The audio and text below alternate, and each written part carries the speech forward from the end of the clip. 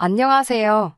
사랑하는 남자친구와 결혼을 앞두고 있던 30대 중반의 여성입니다. 비록 남들보다 조금 늦은 나이지만 운명의 짝과 인생의 제이막을 시작할 거란 기대에 부풀어 있었지요. 그런데 결국 이렇게 사연을 쓰는 입장이 되었습니다. 속이 많이 상하네요. 남자친구와 저는 지인의 소개로 만났습니다. 남자친구는 저보다 4살이 많았고 주변에서는 나의 이야기를 들으면 누구 하나 빠지지 않고 궁합도 안 보는 4살 차이라며 저희를 천생연분이라 불렀어요. 하지만 그런 게 어디 있겠어요. 저희도 어느 다른 연인들처럼 사소한 이유로 바보같이 다투기도 하고 그랬습니다. 그래도 같이 있으면 말이 잘 통하고 즐거웠고 무엇보다 결혼에 대해서 이야기를 나눠보면 가치관이 잘 맞는 사람이란 생각이 들더군요. 그래서 결혼까지 결심할 수 있었고요. 저희가 결혼을 주제로 의견을 주고받기 시작한 건 사귄 지 1년이 좀 지나서부터였어요. 다른 연인들에게는 어떤 의미인지 모르겠지만 저에겐 정말 중요한 대화였습니다. 대화를 통해 남자친구가 제 결혼 상대로 어떤지, 남자친구의 집안 분위기나 식구들은 어떤지 대략 파악할 수 있었으니까요. 일에 매달리다 보니 친구들 하나둘씩 사랑하는 사람 만나 결혼하고 가정을 이루는 걸 눈치채지 못했습니다. 그러다 아차하며 뒤돌아보니 저 혼자 남았더라고요. 그때 솔직히 조바심이 났던 것도 사실이에요. 그래서 남자친구가 제 마음속에 더 깊숙이, 더 빠르게 자리 잡을 수 있었던 건지도 모르겠네요. 저는 학원 선생님이고 남자친구는 공무원입니다. 사람들이 남자친구의 나이와 직업을 알고 나면 그래도 7급 정도는 예상하더군요. 하지만 제 남자친구의 경우 오랜 시간 중소기업을 다니다 3년 전에 독하게 마음먹고 공무원 시험을 준비해 합격한 케이스로 9급 공무원입니다.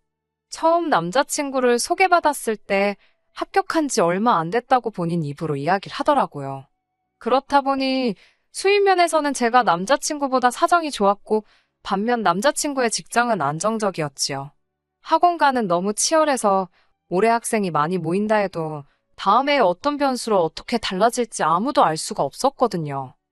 남자친구는 홀어머니 손에서 자랐다고 했습니다. 아버님께서는 남자친구가 20살 무렵 타지에서 혼자 지내시다 돌아가셨다고 들었어요. 어려서부터 어머님과 아버님 사이가 굉장히 좋지 못했답니다. 결국 남자친구가 초등학교도 들어가기 전에 아버지께서는 집을 나가셨고 이후로 어머님께서 남자친구와 남자친구보다 2살 많은 언니를 홀로 키우셨다고 하더라고요. 아버님에 대한 어머님의 원망이 너무나 커서 아버님 장례식에도 가보지 못했다 했습니다.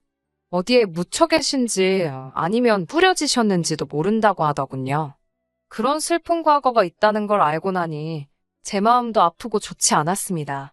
하지만 저는 남자친구와 결혼을 앞두고 있던 연인 사이였기 때문에 남자친구에게 안쓰러운 마음이 생기는 동시에 여러 가지 생각이 들더라고요. 특히나 걱정이 되었던 건 남자친구가 보이는 어머님에 대한 뭐라고 할까요? 안타까움? 그런 것들이 걱정이었지요. 솔직히 까놓고 말해서 저는 남자친구네 사정이 어떻건 저는 어머님과 같이 사는 건 상상할 수도 없었고 원하지 않았기 때문입니다. 사실 그런 마음을 먹게 된 건 제 개인사와도 연관이 있어요. 저희 부모님께서는 나이 차이가 제법 많이 나십니다. 10살이나 나요. 그렇다 보니 아버지는 굉장히 가부장적이시고 당신 원하는 대로 하시는 편이셨어요. 지금은 그나마 저와 동생이 어머니 편에 서서 아버지에게 맞서니 그 기세가 많이 죽었지만요. 아무튼 그래서 저희 어머니께서는 친할머니를 자그만 치 17년이나 모시며 지독한 시집살이를 견디셔야 했습니다. 할머니께서는 별것도 아닌 걸로 어지간히 저희 어머니 잡들이를 하셨지요.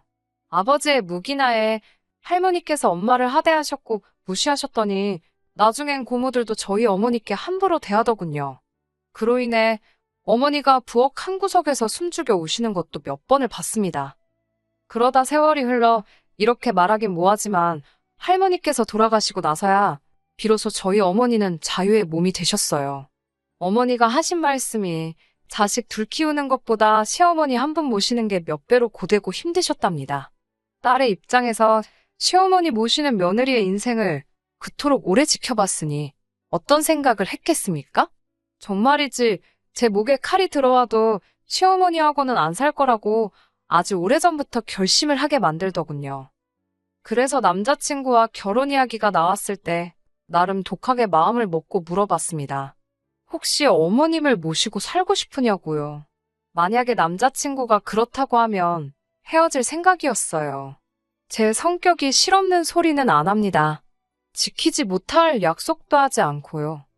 하지만 우려했던 바와 달리 남자친구는 그럴 생각이 없다고 했습니다. 저만 있으면 된다면서 자기랑 저 단둘이서 행복하게 살자고 하더라고요.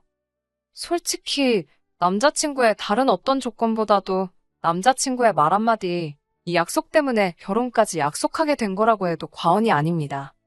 그런데 막상 본격적으로 식을 준비하는 이 바쁜 와중에 남자친구가 제 간을 본다는 느낌이 들기 시작한 건 남자친구의 누나가 출산을 하면서입니다. 제가 아무래도 며느리도 아니었고 그렇다 보니 남자친구 집안에 대해서 속속들이 알 수는 없었지만 아직 결혼도 안 했다는 언니가 출산을 한다는 사실이 너무나 충격적이었습니다. 게다가 언니가 병원을 가거나 무슨 일이 있으면 항상 제 남자친구나 어머님이 나서는 눈치였어요. 보통 제 친구들을 보면 누나가 남동생한테 지극하긴 해도 남동생이 누나한테 지극한 경우는 별로 없었기에 남매지간이 각별하네 싶었지요.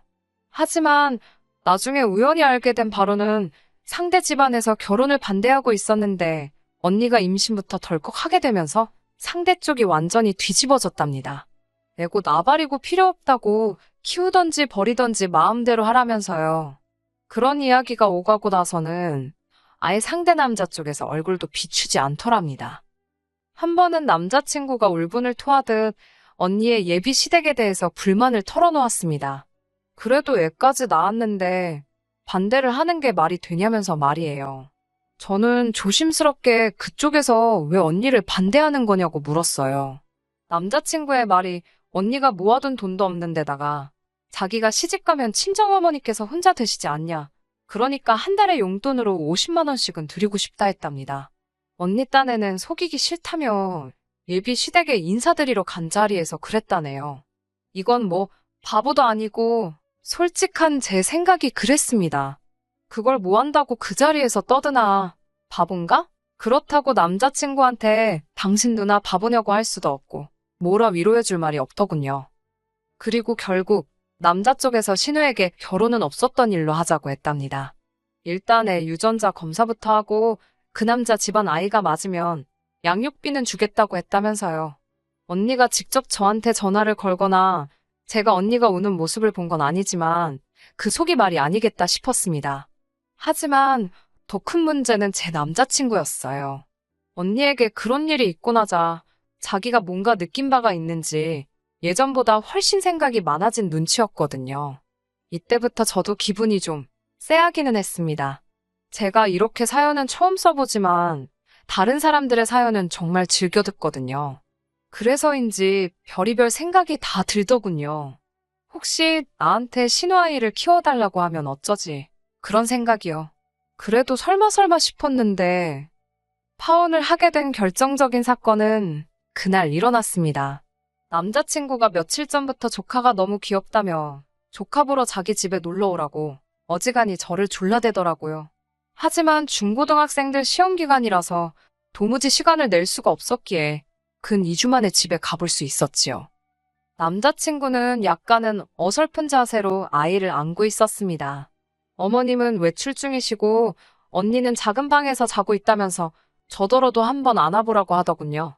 저는 괜찮다고 거절했습니다. 아이가 너무 작아서 잘못 안기라도 하면 큰일 날 것 같았거든요. 아이가 귀여워서 요리조리 살피고 있는데 남자친구가 저에게 귀엽냐고 묻더라고요. 그래서 너무 귀엽다고 하니까 우리도 빨리 아이를 가지면 좋겠답니다. 솔직히 이 말을 듣고는 약간 의아했지만 크게 의미를 두지는 않고 그러게 하고 넘겼습니다. 남자친구는 곧이어 그러면 올해 말에 결혼하고 내년에 애 갖고 혼잣말처럼 중얼거리더니 내가 한 3, 4살쯤 되면 우리 엄마랑 같이 살까? 그러는 거예요. 저는 순간 우리 엄마 누구? 싶다가 어머님을 말하는 거냐고 물었습니다. 갑자기 그게 무슨 소리냐고도 물었지요. 그러자 남자친구는 저를 바라보면서 자기가 누나의 임신부터 출산까지 그리고 지금까지도 옆에서 바라보면서 많은 걸 느꼈답니다. 어머님이 누나와 자기를 낳으면서 얼마나 고생하셨을지, 게다가 혼자서 누나와 자기를 키우신 걸 생각하니까 마음이 너무 안 좋답니다. 그런 어머니를 나 몰라라 하고 산 자기 자신이 너무 밉다면서 자기가 자리를 잡으면 그동안 받은 사랑을 돌려드리고 싶다나요? 남자친구가 무슨 말을 하는 건지 가슴으론 이해가 되었지만 머리로는 받아들일 수가 없었지요. 어머님이 고생을 많이 하신 건 맞지만 저희 부모님이라고 고생 안 하시고 저를 이만큼 키워주신 건 절대 아니거든요.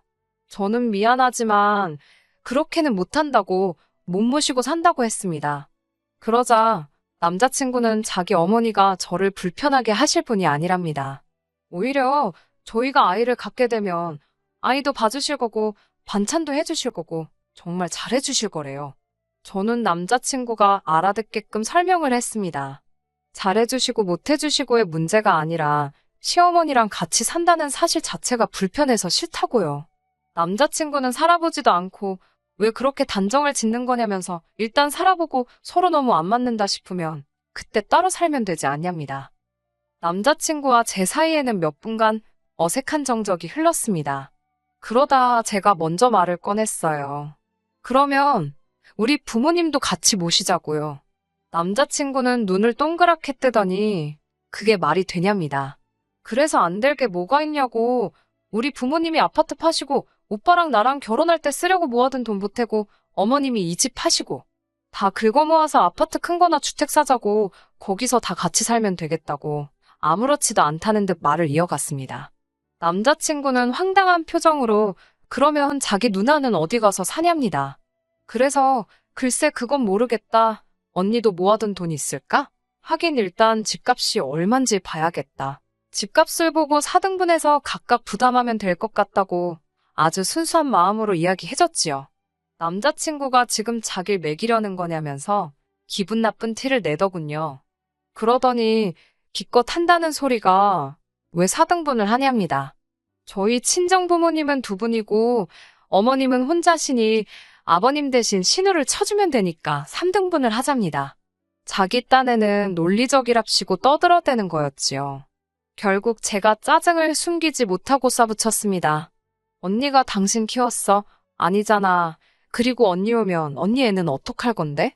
언니 애는 계속 커갈 거니까 그럼 뭐 걔한테도 보태라고 해. 제 말을 들은 남자친구가 한동안 어이없다는 듯 저를 노려보더니 그럼 이 결혼 못하겠네라고 배짱을 부리더라고요. 저도 그러게 오빠가 싫다면 이 결혼은 못하지 라고 받아쳤습니다. 이쯤부터는 솔직히 남자친구나 저나 감정이 상할 대로 상한 상태라 말이 좀 세게 나갔어요. 수습할 수 있을까 싶을 정도로요. 서로 무슨 말을 주고받았는지도 정확히 기억은 안 나지만 남자친구가 저더러 말을 왜 그따위로 하냐. 지금 자기 말뜻을 못 알아듣냐고 시비를 걸더라고요. 저도 남자친구에게 어머님 안 모시고 산다고 해서 내가 오빠 프로포즈 받아준 거 모르냐며 왜 남자가 한 입으로 두 말을 하냐고 빈정거렸지요. 결국 제가 이런 대화 하기도 싫다고 짜증난다고 결혼이고 뭐고 다 집어치우자며 가방을 들고 자리를 일어섰습니다. 그러자 남자친구가 저를 붙잡더니 자기가 너무 억지를 부린 것 같답니다. 하지만 이어지는 말은 더 가관이었어요. 양가 어머님들만 모시고 살잡니다. 어이가 없어서 제가 우리 아버지 빼고 어머니만 모시라는 거냐니까 두 분을 같이 모시면 한 집에서 자기 어머니가 얼마나 소외감을 느끼겠냐고 그래요. 제가 제정신이냐고 잘 살고 계신 우리 부모님을 오빠가 뭔데 찢어놓으려고 하냐니까. 그러면 자기 엄마 기분은 신경도 안 쓰냐입니다. 불쌍하지도 않냐고요. 한 집에 커플 둘의 솔로 하나면 말이 되냐면서 어차피 저희 부모님 각방 쓰시지 않냐고 그러는 거예요. 아니, 나이 드신 부모님께서 각방 쓰시는 거랑 별거하시는 거랑 같을 수가 있나요? 이건 뭐 말도 안 통하고 억지만 쓰고 내가 그동안 만나던 남자가 이것밖에 안 되는 사람이었나. 자괴감이 다 들더라니까요. 결국 남자친구한테 도무지 오빠랑 결혼은 못하겠다고 파혼하자고 했습니다. 어머님 모시는 일은 둘째치고 오빠 말하는 거 보니까 진짜 한심하고 어이가 없어서 상종도 하기 싫다고 했네요. 남자친구는 그제서야 너도 언젠가 아이 낳고 엄마가 된다고 생각해보랍니다. 제 자식이 제가 나이 들었을 때 이렇게 외면한다고 생각하면 가슴이 찢어질 것 같지 않냐면서 자식된 도리를 하자는 거랍니다. 남자친구에게 오빠는 오빠 어머님께 자식된 도리를 하라고 나는 내 부모에게 하겠다 했어요. 왜 자식된 도리를 당장 오늘부터 할 생각은 안 하고 나랑 결혼하고 자리 잡으면 할 생각을 하냐고도 따졌습니다. 남자친구가 뭐라고 떠들어대는데 듣기도 싫어서 그냥 뒤로 하고 택시 타고 집에 와버렸네요. 집에 오니 부재중 전화가 50통 가까이 와 있고 장문에 문자도 와 있더군요. 제가 그렇게 싫어할 줄은 몰랐다면서 다시 한번 다른 방법을 찾아보잡니다.